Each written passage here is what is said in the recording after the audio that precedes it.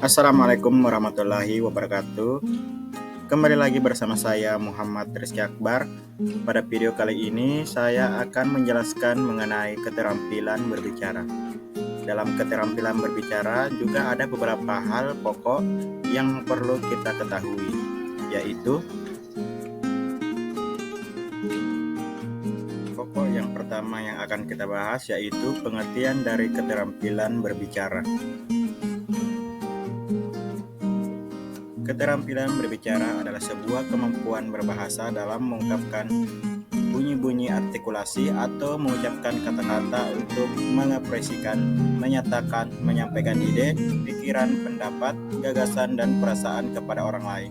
Sebagai mitra pembicara didasari oleh kepercayaan diri, jujur, benar, dan bertanggung jawab dengan menghilangkan masalah psikologis seperti malu, rendah diri, ketegangan, berat lidah, dan lain-lain. Untuk menjadi pembicara yang baik, pembicara harus mampu menangkap informasi secara kritis dan efektif.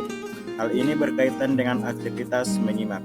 Apabila pembicara merupakan seorang penyimak yang baik, maka ia mampu menangkap informasi dengan baik.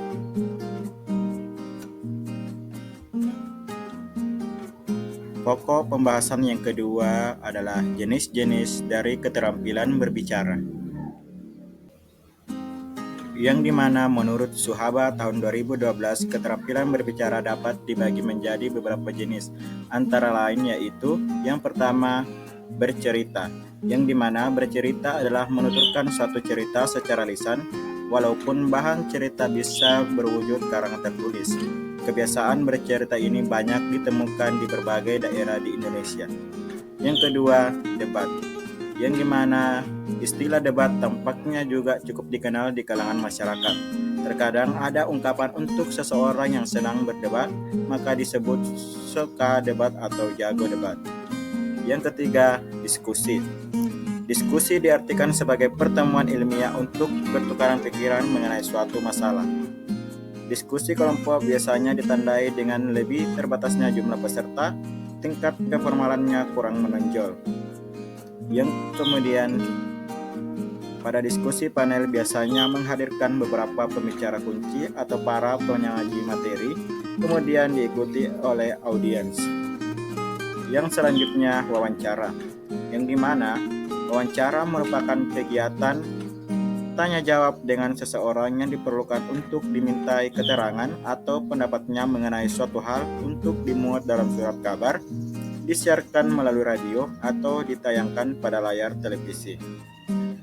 Selanjutnya ada pidato dan ceramah, yang dimana pidato atau ceramah ini adalah sebuah kegiatan berbicara di depan umum atau berorasi untuk menyatakan pendapatnya ataupun memberikan gambaran tentang suatu hal. Sedangkan ceramah merupakan suatu kegiatan berbicara di depan umum dalam situasi tertentu untuk tujuan tertentu kepada pendengar tertentu. Kemudian yang terakhir ada percakapan, yang dimana percakapan adalah dialog antara dua orang atau lebih, membangun komunikasi melalui bahasa lisan, melalui telepon misalnya tulisan di chat room. Percakapan ini bersifat interaktif, yaitu komunikasi secara spontan antara dua atau lebih orang. Bahan pokok yang ketiga yaitu fungsi dari keterampilan berbicara.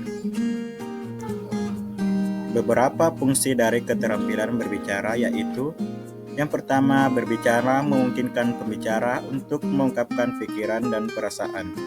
Yang kedua, berbicara berfungsi untuk melatih kepercayaan diri. Yang ketiga, berbicara dapat dijadikan sebagai mata pencaharian yang menjanjikan.